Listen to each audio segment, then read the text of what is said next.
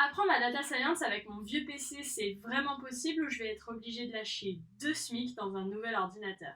À l'heure où je tourne cette vidéo, t'es censé être confiné, donc reste chez toi, je vais t'expliquer comment t'en sortir avec ton vieux PC. Mais je vais aussi te donner les éléments essentiels pour choisir un ordinateur adapté à ton profil. Le but de cette vidéo n'est pas de donner une liste de courses de PC à aller acheter.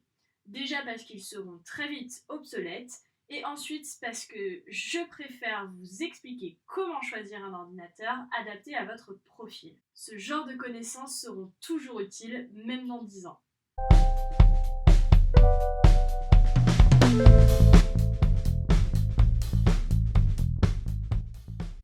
Aujourd'hui, on va s'intéresser à 5 éléments. La RAM, le processeur, le GPU, le stockage et le système d'exploitation. Si ce vocabulaire ne vous parle pas encore, pas d'inquiétude, on va l'expliquer ensemble. Commençons d'abord par la RAM, pour Random Access Memory, et non, je ne vais pas parler d'un album des Daft Punk. La RAM, qu'on appelle aussi mémoire vive en français, est ce qui permet à votre ordinateur de pouvoir fournir rapidement des données au processeur. Si vous avez du mal à visualiser ce concept, pensez au fonctionnement de votre cerveau. Dans votre cerveau, il existe aussi plusieurs types de mémoire, dont la mémoire à long terme qui correspond plutôt au disque dur de votre ordinateur et la mémoire à court terme, qu'on appelle la mémoire de travail.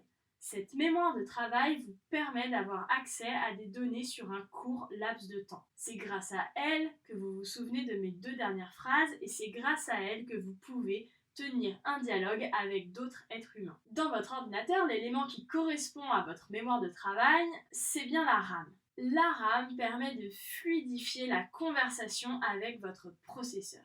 Vous comprenez donc que plus cette mémoire est grande, plus le processeur pourra recevoir d'informations rapidement afin d'exécuter les tâches qu'on lui demande de faire. Lorsque la RAM est saturée, c'est le cas lorsque le processeur a besoin de plus de données que peut en contenir la RAM, alors le processeur va être obligé d'aller chercher de l'espace mémoire supplémentaire directement depuis le disque dur qui est lui plus lent et ce qui va donc ralentir votre ordinateur. Si vous achetez un ordinateur aujourd'hui, la RAM minimale est de 4 gigaoctets.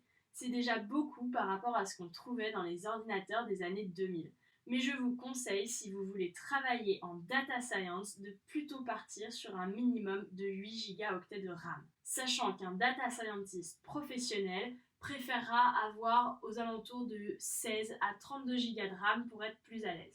Si vous jouez aux jeux vidéo ou si vous faites un peu de 3D ou de montage vidéo, vous verrez qu'avoir 16 Go de RAM est appréciable et qu'à l'usage, votre ordinateur sera plus fluide. C'est simple. Plus la RAM est grande, moins votre ordinateur a de chances de ramer. Parlons maintenant du processeur. Le processeur, aussi appelé CPU pour Central Processing Unit, a pour rôle d'exécuter les instructions transmises par l'ensemble de vos applications et de vos algorithmes. C'est en quelque sorte le cerveau de votre ordinateur. On mesure la rapidité de traitement d'un processeur en Hertz. Enfin, de nos jours, on parle plutôt de gigahertz. Si vous vous souvenez de vos cours de physique, vous savez sûrement que l'unité Hertz est une mesure qui correspond à la fréquence de répétition d'un événement pour une seconde. Pour un processeur, le nombre de Hertz correspond donc au nombre d'opérations qu'il est capable d'effectuer en une seconde. Si j'ai un processeur de 3 GHz, il peut donc effectuer 3 milliards d'opérations en une seconde. Puisque comme vous le savez, 1 giga correspond à 1 milliard. Plus la fréquence de votre processeur est élevée, moins le processeur mettra de temps à exécuter l'ensemble des instructions qui lui sont transmises.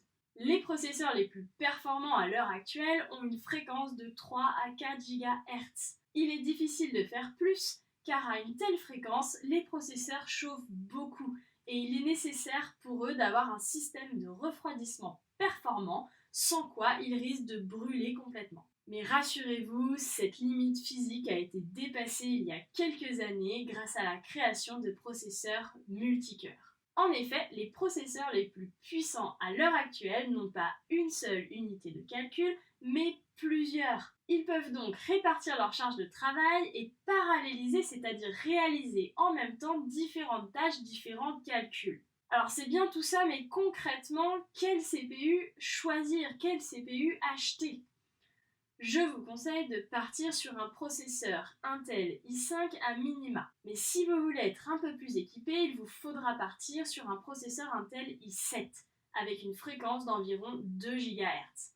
Et si possible, plusieurs cœurs. Vous pouvez également regarder du côté des tout récents processeurs i9. Parlons maintenant du GPU pour Graphic Processing Unit. Et oui, il s'agit d'un processeur graphique.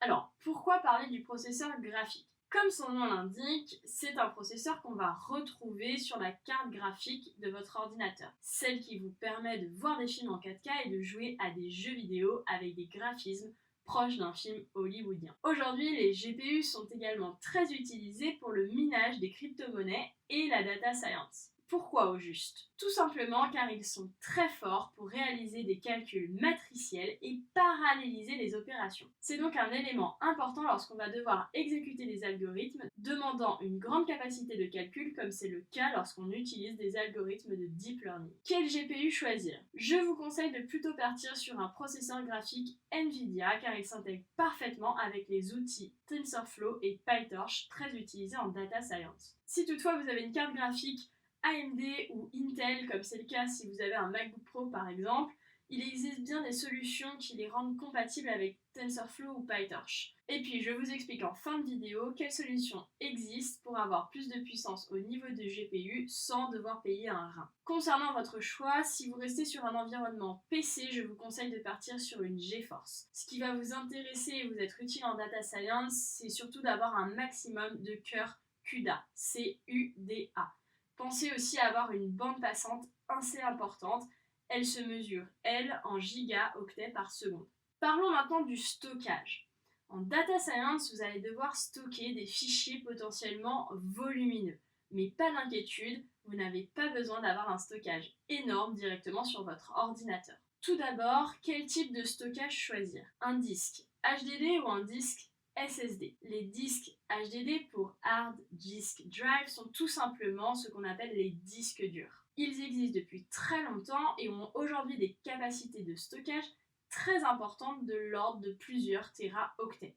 De quoi mettre une belle collection de films et de données là-dessus. Ils sont peu chers mais plutôt lents à l'exécution, c'est pourquoi on va s'intéresser au deuxième type de disque. On appelle SSD les disques Solid State Drive qui sont des disques statiques à semi-conducteurs. Pas de panique, rien de compliqué. Il s'agit simplement de disques qui utilisent une mémoire flash et sont donc beaucoup plus réactifs que les disques durs. Et surtout, ils sont très silencieux. Par contre, pour l'instant, ils ont encore quelques défauts. Déjà, ils coûtent très cher et surtout ont une capacité de stockage souvent moindre qu'un disque dur. Donc, que choisir ? Je vous conseille de plutôt partir sur un disque SSD à cause de sa rapidité d'exécution. La taille minimale pour moi est de 256 gigaoctets, qu'on peut coupler à un disque dur externe ayant lui une capacité de stockage plus élevée. Vous pouvez donc stocker à loisir les anciens projets sur votre disque dur et conserver seulement l'essentiel sur votre disque SSD. Si vous avez 512 gigaoctets de stockage SSD, c'est encore mieux, mais il ne me paraît pas vraiment nécessaire d'aller au-delà. En revanche, je vous conseille d'avoir un voire deux disques durs de plusieurs téraoctets et de bien penser à faire des sauvegardes régulièrement. Pensez également aux solutions de stockage en ligne, le célèbre cloud. Surtout qu'en informatique, le mot d'ordre, c'est 2 copies valent mieux qu'une. Finissons avec le système d'exploitation. Il est au cœur de nombreuses querelles de chapelle entre développeurs et utilisateurs. Windows, macOS et Linux sont les 3 systèmes d'exploitation les plus connus. Mais quel est le meilleur pour la data science ? Spontanément, je vous répondrai Linux. Il a d'abord de nombreux avantages. Il est gratuit, il est compatible avec la plupart des outils et bibliothèques nécessaires à la data science, et enfin, il intègre un terminal très simple à utiliser. Le terminal, vous ne savez pas ce que c'est ? Mais si, vous savez, c'est la petite console noire qui fait très peur et qu'on voit souvent apparaître dans les bons films et les bonnes séries qui parlent de hackers. Bien maîtriser sa console demande un temps de travail non négligeable au départ. Mais une fois la phase d'apprentissage terminée, vous pourrez gagner un temps considérable au quotidien. C'est un investissement qui vaut vraiment le coup pour tous les programmeurs. Je conseille fortement Linux, mais personnellement j'utilise plutôt macOS. D'une part parce que je suis une Apple fangirl depuis 10 ans et que c'est difficile de changer ses habitudes et de sortir de l'écosystème qu'on connaît bien. D'autre part parce que macOS intègre lui aussi une console semblable à celle disponible sur Linux et il est compatible avec tous les outils que j'utilise au quotidien. Son défaut, c'est qu'à configuration égale, les produits Apple coûtent souvent plus cher que les produits d'autres marques. Vous pouvez bien évidemment utiliser Windows pour apprendre la data science puisque Python et les bibliothèques qu'on utilisera sont également compatibles avec Windows. Si vous y êtes habitué depuis longtemps et que vous êtes à l'aise sur ce système d'exploitation, alors restez dessus. Dans un deuxième temps, lorsque vous serez plus aguerri en data science, je vous conseille de découvrir Linux, peut-être d'abord sur une machine virtuelle afin d'acquérir de nouvelles compétences et surtout de vous faire votre propre avis sur ce système d'exploitation. L'important, c'est d'adapter son ordinateur à son usage. Si vous êtes plutôt gamer, vous préférez avoir un PC fixe avec des composants dernier cri. Dans ce cas, je vous conseille juste de faire un dual boot avec Linux pour avoir une partie dédiée au travail sous Linux et une partie dédiée aux jeux vidéo sous Windows. Il existera ainsi une barrière entre votre espace de travail et votre espace de détente. Si vous êtes plutôt nomade, je vous conseille de partir sur un ordinateur portable, si possible assez léger. J'ai fait le choix personnellement d'un MacBook Pro 13 pouces en grosse partie sur ce critère. Il est léger et dispose d'une bonne batterie, parfait lorsqu'on est amené à travailler hors de chez soi régulièrement. À la maison, j'ai bien sûr une installation avec un deuxième écran qui me permet d'être plus à l'aise car on est vite à l'étroit sur un écran de 13 pouces lorsqu'on travaille dessus plusieurs heures d'affilée. Mon conseil, c'est de ne pas partir tout de suite sur un ordinateur surpuissant. Tout simplement parce que avant de conduire une Ferrari, on apprend sur une Twingo. Pour illustrer mon propos, je vais vous donner un petit exemple personnel. Lorsque j'étais en première année de master, j'avais un MacBook Air qui avait beaucoup d'autonomie mais qui n'était pas aussi puissant que mon MacBook Pro actuel. J'ai donc logiquement incriminé mon ordinateur lorsque l'exécution d'un de mes algorithmes a mis plus de 30 minutes à s'exécuter. Bon, vous devinez la suite. L'ordinateur n'était pas le vrai problème c'était moi qui avais mal analysé mes données. J'avais utilisé un algorithme qui n'était pas du tout adapté à la situation. En modifiant mon travail, j'ai conçu une meilleure solution qui a mis moins de 30 secondes à s'exécuter. Encore un problème situé entre ma chaise et mon clavier. Avec tout ça, je ne vous ai pas encore expliqué comment apprendre la data science sur un vieil ordinateur. La solution est simple, elle tient en un mot, le cloud. Et oui, sur le cloud, on peut stocker des fichiers, mais également faire tourner des algorithmes de machine learning. Une solution simple et grand public s'appelle Google Colab. C'est un peu le Google Doc de la data science. Simple et efficace, cette solution peut vous sauver la mise lors de votre apprentissage. La seule condition pour l'utiliser est d'avoir une bonne connexion Internet. On verra comment l'utiliser dans une vidéo qui sortira sur ma chaîne prochainement. Vous trouverez également des solutions plus adaptées mais payantes pour vos projets les plus conséquents. Il faut regarder du côté de Amazon et Azure qui sont deux services de cloud très prisés des data scientists. Vous pouvez également regarder du côté de Floyd Hub, une solution spécialement conçue pour la data science et payable mensuellement. Dans les prochaines vidéos, je vais vous expliquer comment installer Anaconda et vous servir de Jupyter Notebook et Google Colab. Comme ça, vous serez paré pour commencer votre apprentissage de la data science. Si cette vidéo vous a plu, je vous invite à vous abonner, à la partager autour de vous et je vous donne rendez-vous très bientôt dans une nouvelle vidéo. D'ici là, portez-vous bien, restez chez vous et apprenez Python.